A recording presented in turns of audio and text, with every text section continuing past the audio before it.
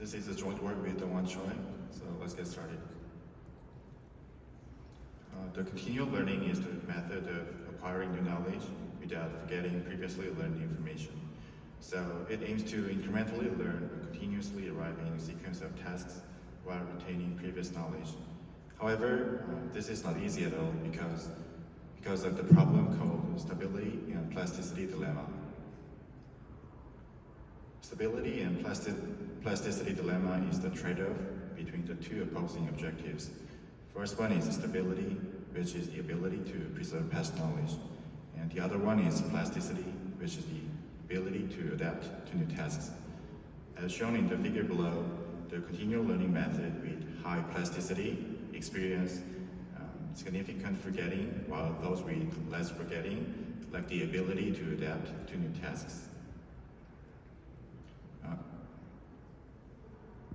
In contrast, human brain gracefully resolves the dilemma by separating the parts responsible for stability and plasticity. More specifically, working memory focuses on processing new information, whereas long-term memory is responsible for retaining and consolidating the information. More interestingly, when we recall previous knowledge, our brain creates something new in a generative manner from the long-term memory.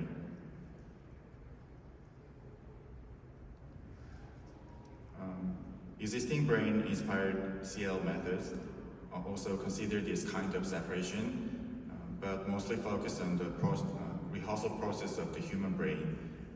This has led to the development of techniques like memory replay and generative replay. In both techniques, the previous samples or generated samples are jointly trained with new data in a single neural network. However, due to high complexity of underlying data distribution, neither approach can fully capture the entire knowledge of previous tasks. In this replay-based methods, a crucial question is what would be the best representation to preserve the knowledge among raw images, feature vectors, and learned parameters.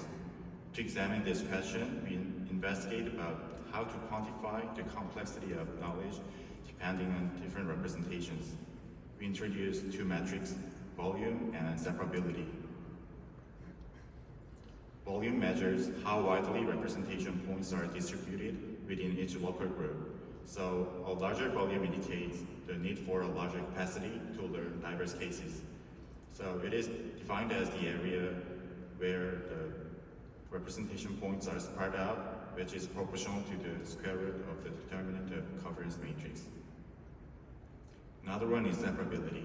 Separability refers to how well representations are separated across different groups while being clustered within each group. So it is defined as the ratio between group variance to total variance. In the figure below, the smaller bar indicates the lower complexity in terms of separability and volume. First, input images show the highest complexity. This implies that representation of raw data is too complex to be covered by a few exemplars or a generative model. Feature vectors demonstrate reduced complexity compared to input images.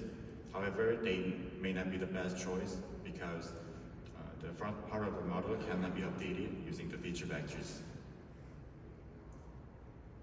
Learned parameters stand out as the most compact representation capable of efficiently capturing the underlying data distribution. This observation is interesting because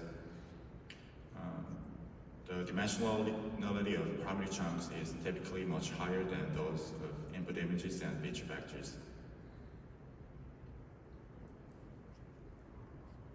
So based on this analysis, our framework suggests the generative replay of learned parameters instead of using input images and feature vectors. In this work, we propose recall-oriented continual learning framework. As illustrated in the figure below, we divided the learning process into two different networks corresponding to working memory and long-term memory. First, a typical neural network takes the role of working memory. and freely learns new knowledge without any disruption to achieve pure plasticity. Secondly, inspired by the generative way of humans' recall process, we introduced Generative Adversarial Math Model, GAMM, to our counterpart of long-term memory. GAMM is a generative model that trains over model parameters rather than data samples.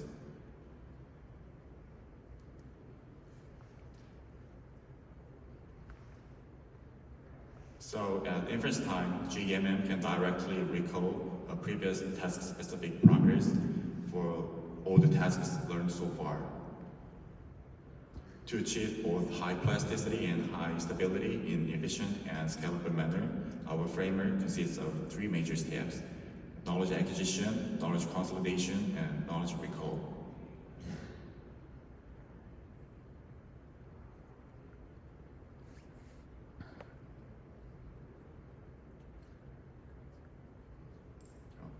Firstly, knowledge acquisition step aims to learn new knowledge by training a task-specific model.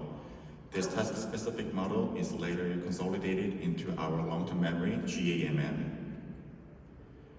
By the way, GAMM is a generative model, so it needs multiple different models for its training data. However, training a task-specific model multiple times is prohibitively inefficient. In order to address this issue, we propose using Bayesian neural network as a task-specific model. BNN approximates the posterior distribution of parameters, where we can sample as many parameters as necessary to train GAMM. We approximate the posterior distribution as Gaussian distribution, which is known to be effectively captured by the training history of a single neural network. In the knowledge consolidation step, the acquired knowledge is transferred to our long-term memory, GAMM. We designed the GAMM as a conditional GAN that generates parameters of task-specific models. So our goal is to incrementally train GAMM using generative replay on parameter-level representations. For initial learning on GAMM, we can adopt standard GAN training, where generator G is trained to create synthetic samples close to real ones. However, unlike the typical GAN, GAMM is trained on parameters sampled from the task-specific BNN.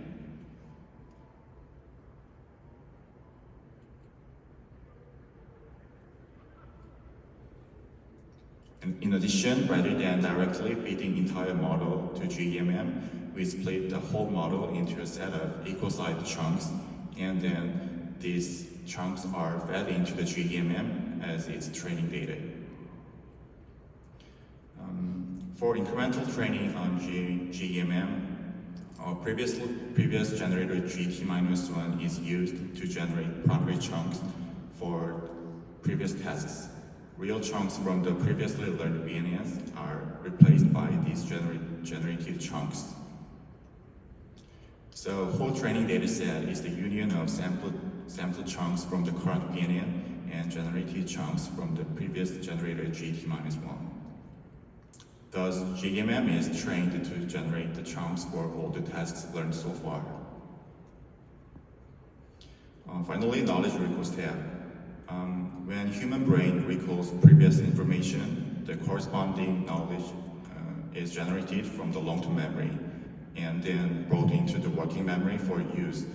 Similarly, whenever making inference in our framework, the task-specific models can be generated by the GAMM, and then these generated chunks are assembled into the corresponding task-specific model.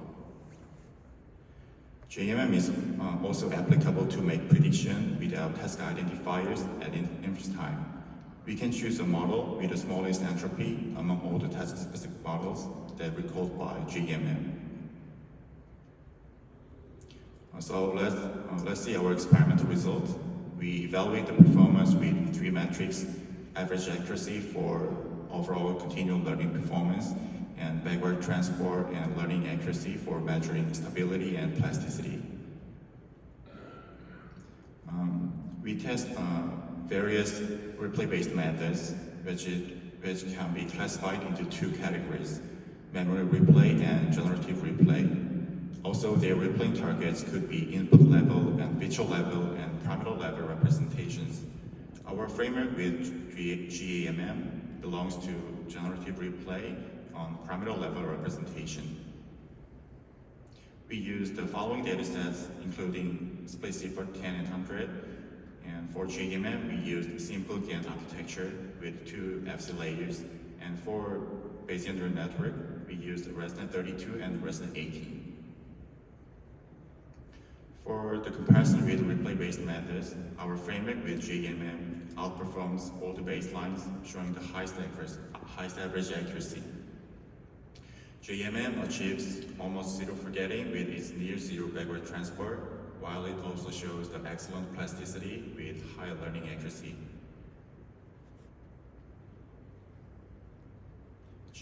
In addition, GAMM shows better efficiency in memory usage compared to the memory replay and generative replay methods. We also compared our framework with other continual learning baselines. Our method achieves the highest average accuracy thanks to its high plasticity via the separation of working memory and long-term memory. As a conclusion, in this work, we proposed a two-level architecture that consists of working memory and long-term memory. Based on our analysis and representation complexity, we found the parameter level representation is the proper form of knowledge to be maintained. Thereby, we proposed GAMM that can recall task-specific models to make prediction at inference time. Our experimental results confirm that the proposed framework achieves the best balance between stability and plasticity without a large amount of memory consumption.